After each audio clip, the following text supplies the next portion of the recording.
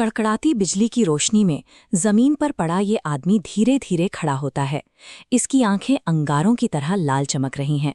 वो गले से किसी जंगली जानवर जैसी आवाज निकालता और सीधा गांव की ओर दौड़ पड़ता है। सामने आने वाले पहले ही आदमी को वो बेरहमी से काट लेता है। भीम, ये लोग क्या बन गए हैं? चुटकी की चीख सन्नाटे को चीर देती है। पूरे गांव में भगदड़ मच गई है। लोग अपनी जान बचाने के लिए इधर उधर भाग रहे हैं। जिसे भी वो आदमी काटता है वो भी उसी पल एक जिंदा मुर्दा बन जाता है। पूरा ढोलकपुर अब एक खौफनाक जाल में फंस चुका है।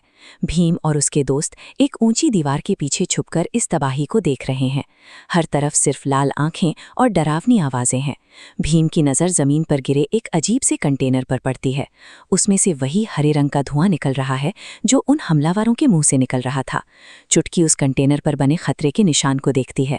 भीम, ये धुआं ही लोगों के दिमाग पर कब्जा कर रहा है। ये किसी ने जानबूझकर यहाँ फैलाया है।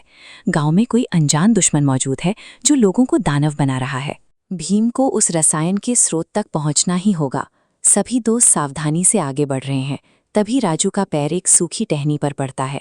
आवाज सुनते ही एक मुर्दा उनकी तरफ मुड़ता है और राजू अंधेरे में समूह से अलग हो जाता है।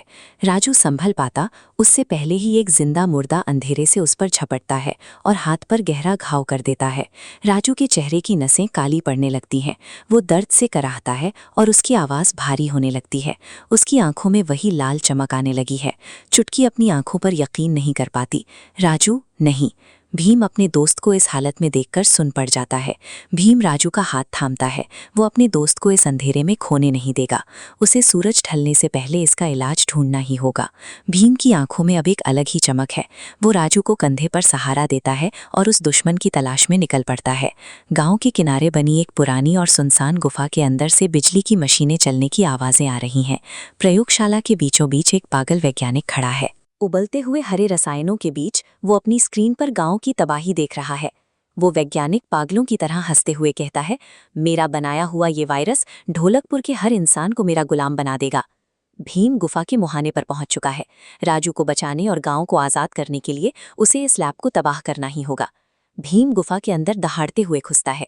वो वैज्ञानिक की मशीनी पहरेदारों को एक ही प्रहार में धूल चटा देता है। जग्गू अपनी फुर्ती का इस्तेमाल करके लैब की तारों को काट देता है, जिससे वहां की मशीनें चिंगारियां छोड़ने लगती हैं। भीम जब वैज्ञानिक को उलझाए रखता है, चुटकी वहीं रखे रसायनों का इस्तेमाल करके एक नीला तरल तैयार करती है जो उस जहरीले हरे असर को खत्म कर सकता है।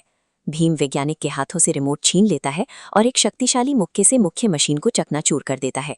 भीम की ताकत और चुटकी की सूझबूझ मिलकर उस लैब के जहरीले प्रभाव को कम कर रही हैं। हारती हुई बाजी अब पलट रही है। चुटकी जल्दी से वो नीली औषधि राजू को पिलाती है। राजू का शरीर कांपता है और वो बेहोश हो जाता है। गुफा में एकदम सन्नाटा छा गया है। कुछ सेकंड बाद राजू धीरे धीरे अपनी आंखें खोलता है। उसकी आंखों का लाल रंग गायब हो चुका है। वो भीम को देखकर मुस्कुराता है।